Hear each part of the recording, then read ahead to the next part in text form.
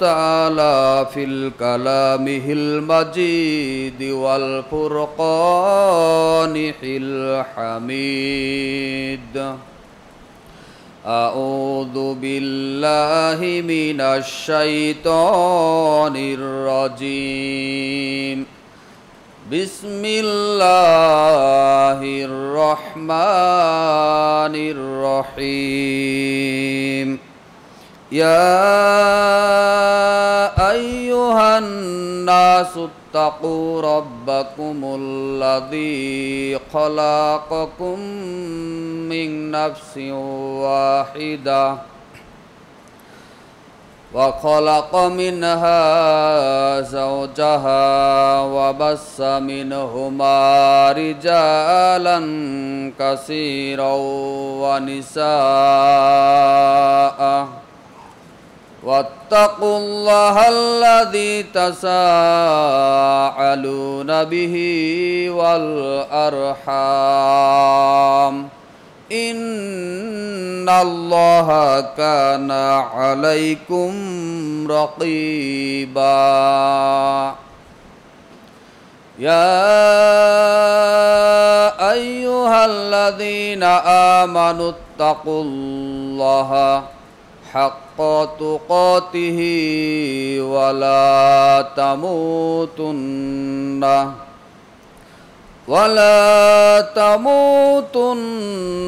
إلا وأنتم مسلمون. يا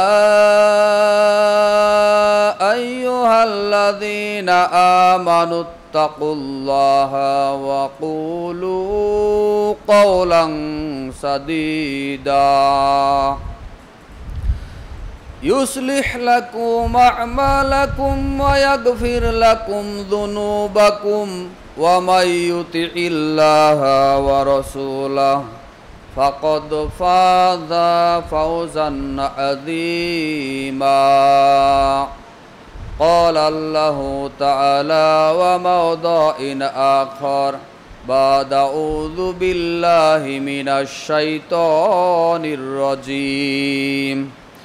وما كان لمؤمن ولا مؤمنات إذا قضى الله ورسوله أمرا أن يكون لهم الخيارات من أمرهم ومن يعص الله ورسوله فقد ضل ضلالا مبينا. إلى الآخر. عن أنس رضي الله عنه قال قال رسول الله صلى الله عليه وسلم لا يؤمن أحدكم حتى أكون أحب إليه من والده وولده والناس أجمعين. رواه البخاري إلى الآخر. حديث.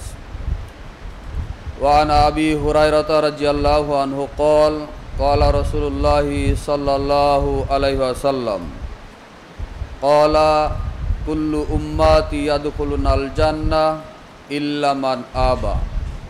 قيل ومن آبى يا رسول الله؟ قال من أطاعني دخل الجنة ومن أساءني فقد آبى. রাহুল বুখারী ইলাল আখিরি হাদিস। প্রশংসা একমাত্র সেই মহান আল্লাহ রাব্বুল আলামিনের জন্য, যিনি আমাদেরকে আজকে পবিত্র জুমআর দিন রাজশাহী জেলার অন্তর্গত উঠিয়া উপজেলাধীন মাইপাড়া বাজার সংলগ্ন আত-তাকওয়া জামে মসজিদ এবং ইসলামিক রিসার্চ ফাউন্ডেশন এই জুমা মসজিদে যে আল্লাহ সুবহানাহু ওয়া তাআলা আমাদেরকে সুস্থভাবে সুন্দরভাবে সুন্দর একটা পরিবেশে খুতবার প্রারম্ভেই উপস্থিত হওয়ার তৌফিক দান করেছেন, সেই মহান গরিয়ান মাবুদের দরবারে আমরা লাখ কোটি শুকরিয়া আদায় করে সবাই অন্তর থেকে জবান ছেড়ে দিয়ে বলি আলহামদুলিল্লাহ। দরুদ ও সালাম বর্ষিত হোক সর্বকালের সর্বযুগের সর্বশ্রেষ্ঠ মহামানব যাকে আল্লাহ রাব্বুল আলামিন এই বিশ্ববাসীর জন্য মানবতার মুক্তির মহান দূত হিসেবে প্রেরণ করেছিলেন, সেই মহান মানবটির প্রতি আমরা সংক্ষিপ্তভাবে দরুদ ও সালাম পেশ করে সবাই অন্তর থেকে জবান ছেড়ে দিয়ে বলি সাল্লাল্লাহু আলাইহি ওয়াসাল্লাম। সম্মানিত দ্বীনী ভাই ও বোন, আজকের জুমার আমার সংক্ষিপ্ত আলোচ্য বিষয় মুনকিরিনে হাদিস তথা যারা হাদিস অস্বীকার করে, হাদিস অস্বীকারীদের পরিণতি। উল্লিখিত বিষয়কে সামনে রেখে পবিত্র কোরআন এবং সহিহ হাদিস থেকে তত্ত্ব এবং তথ্যবহুল আলোচনা করার চেষ্টা করব ইনশাআল্লাহ। ওয়া মা তাওফীকি ইল্লা বিল্লাহি আলাইহি তাওয়াক্কালতু আলাইহি উনীব। বিষয়টি শুনে আপনারা হয়তো মনে করতে পারেন যে এটা আবার কেমন কথা হলো, হাদিস আবার অস্বীকারী কারা? বাংলাদেশে নতুন করে একটা উগ্রপন্থী ফিতনা শুরু হয়ে গেছে, যারা তাদের নাম দিয়েছে মুনকিরিনে হাদিস বা আহলে কুরআন।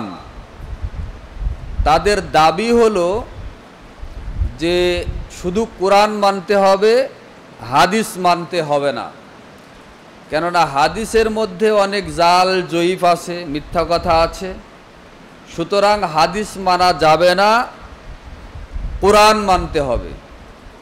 তাহলে কোরআন যে মানতে হবে এটা তাদের যুক্তি, অর্থাৎ কোরআনটাই স্বয়ং সম্পূর্ণ একটা কিতাব, কোরআন অনুসরণ করলে শুধু কোরআন দিয়ে আমল করলেই চলবে, হাদিসের আমল করতে আর হবে না।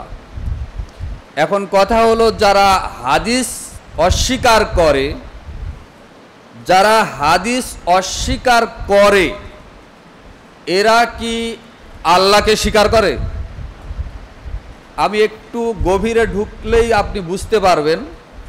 প্রথমে বলতে চাই, যে সমস্ত হাদিস অস্বীকারী ভাইয়েরা আছেন, বক্তব্য মিডিয়াতে প্রচার হচ্ছে, মিডিয়াতে যাবে, যারা দেখবেন শুনবেন, যারা বলেন যে আমরা শুধু কোরআন মানব, হাদিস মানব না, তাহলে আম জনতা সকলের কাছে আমার প্রশ্ন যে পুরো কোরআন মাজিদে ৬,২৩৬টি আয়াত আছে।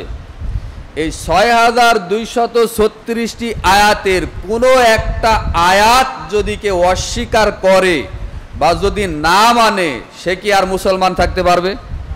সে কি ইমানদার থাকতে পারবে? কথা বলেন। কোরআনের একটা আয়াত যারা অস্বীকার করবে তারা কি মুসলমান থাকতে পারবে? পারবে না। সে কখনো নিজেকে মুমিন মুসলিম বলে পরিচয় দিতে পারবে না। তাহলে যারা আজকে এই ১৫০০ বছর পরে আজকে এসে যারা বলছে যে শুধু কোরআন মানব, হাদিস মানব না, তারা কতগুলো কোরআনের আয়াতকে অস্বীকার করে আমরা একটু ধারাবাহিক পর্যালোচনা করব ইনশাআল্লাহ। কেননা কোরআনটা হলো ওহিয়ে মাতলু। যদি কোরআনেই হাদিস মানার কথা থাকে, কোরআনেই যদি আল্লাহর নবীকে মানার নির্দেশ থাকে, তাহলে কি আর আল্লাহর নবীকে অস্বীকার করা যাবে? কথা বুঝতে পারেননি মনে হয়। আমি তাত্ত্বিক বিশ্লেষণ করব, দলিল ভিত্তিক, আপনারা মনোযোগ দিয়ে শুনবেন ইনশাআল্লাহ। আল্লাহ রাব্বুল আলামিন পবিত্র কুরআনুল কারিমে একাধিক আয়াতে তার নবীকে, রাসূল সাল্লাল্লাহু আলাইহি সাল্লামকে মানতে এবং অনুসরণ করতে বলেছেন। যেমন ৩ নম্বর সূরার ৩১ নম্বর আয়াত, সূরা আলে ইমরান ৩১ নম্বর আয়াত, মহান আল্লাহ বলেন, কুল, হে নবী আপনি বলে দিন। তাহলে এখানে কুল বলে দিন বলে আল্লাহ কাকে ডাক দিয়েছেন? কথা বলেন, কাকে বলেছেন? নবীকে বলেছেন। সেই নবীর নাম কি? মুহাম্মাদুর রাসূলুল্লাহ সাল্লাল্লাহু আলাইহি সাল্লাম। তো আল্লাহ রাব্বুল আলামিন আয়াত নাজিল করে বলছেন কুরআনুল কারিমে, কুল, হে নবী আপনি বলে দিন, ইন কুনতুম তুহিব্বুন আল্লাহ, তোমরা যদি আমি আল্লাহকে ভালোবাসতে চাও তাহলে হে নবী আপনি দুনিয়ার মানুষদেরকে বলে দিন, ফাত্তাবিউনি, তাহলে তোমরা আমার অনুসরণ করো, আমার আনুগত্য করো। এই আমার অনুসরণ করো, ফাত্তাবিউনি, আমার অনুসরণ করো, এই কথাটা আল্লাহ কাকে শিখিয়ে দিয়েছেন? কথা বুঝতে পারেননি? এই কথাটা কাকে শিখিয়ে দিয়েছেন? আল্লাহ তার নবীকে শিখিয়ে দিয়েছেন। তো নবী এবার ডাক দিয়ে দুনিয়াবাসীকে, পৃথিবীর মানুষকে বলছেন যে হে পৃথিবীর মানুষ, তোমরা যদি আল্লাহকে ভালোবাসতে চাও, ফাত্তাবিউনি, তাহলে আমার অনুসরণ করো। তাহলে কি হবে? ইউহিব্বুকুমুল্লাহ, তাহলে আল্লাহ তোমাদেরকে ভালোবাসবেন।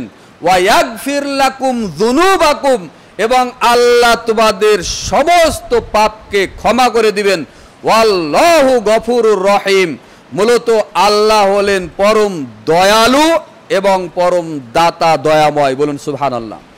তাহলে এই আয়াত, কুরআনের আয়াত, সূরা আল ইমরানের 31 নম্বর আয়াত, আল্লাহ নিজেই তার নবীকে ডেকে বলেছেন, হে নবী পৃথিবীর মানুষকে আপনি জানিয়ে দিন যে আল্লাহকে যদি কেউ ভালোবাসতে চাও তোমরা, তাহলে তোমরা আমারই অনুসরণ করো, তাহলে আল্লাহ আমিও তোমাদেরকে ভালোবাসবো। বলুন সুবহানাল্লাহ। তাহলে নবীর আনুগত্য করলে, নবীর অনুসরণ করলে পাপ ক্ষমা করবেন কে? বলেন, পাপ ক্ষমা করবেন কে? আল্লাহ। আর আল্লাহকেই ভালোবাসা হবে যদি আপনি নবীকে ভালোবাসেন। এটা গেল একটা আয়াত। এরপরে সূরা আন-নিসা 80 নম্বর আয়াত খুলে দেখুন, আল্লাহ